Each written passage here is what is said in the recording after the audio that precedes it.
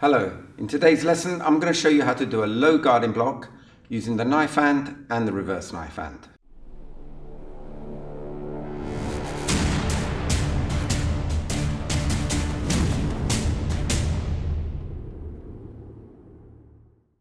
In lesson number 8 I showed you how to do a middle and a high guarding block, and this can be done with the knife hand, reverse knife hand and the forearm. But a low guarding block can only be done with a knife hand or reverse knife hand, but not with a forearm.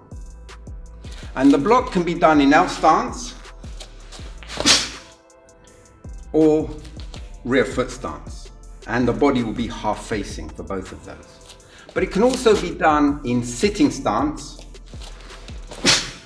or X stance, and your body will be side facing for those. But when you do the block, the starting position is very similar to when you do the middle and high guarding block.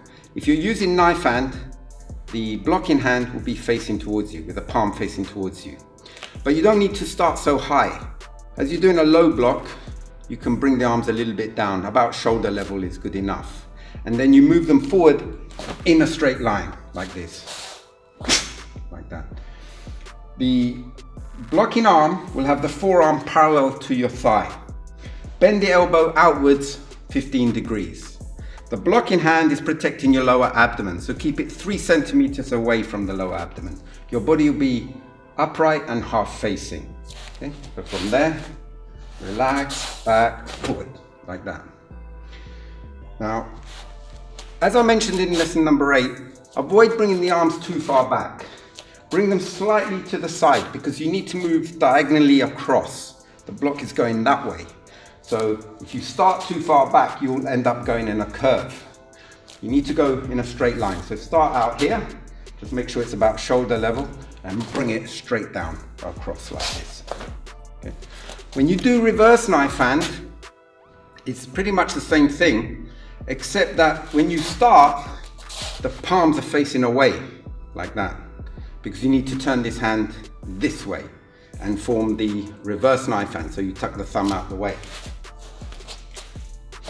like that. But this hand is just the same as before. It's just a knife hand. This is not the blocking hand. This is the guarding hand. So it's just a knife hand.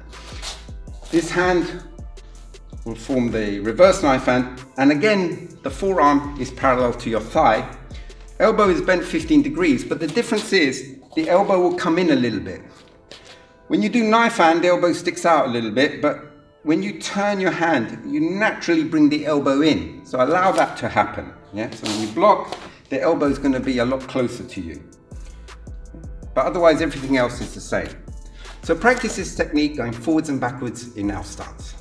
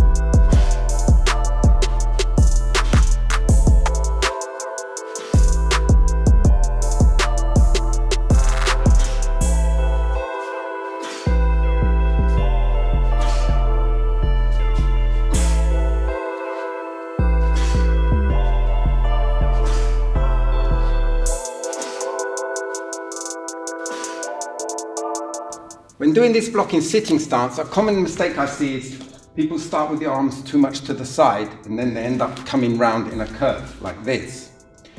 You should start with the arms more in front so it can move in a straight line going diagonally across, because you want the power to go like this.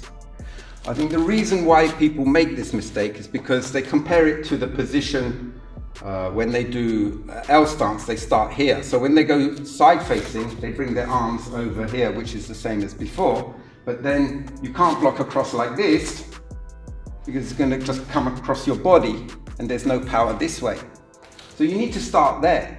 One way to look at it is compare it to the L stance. You're here in this position.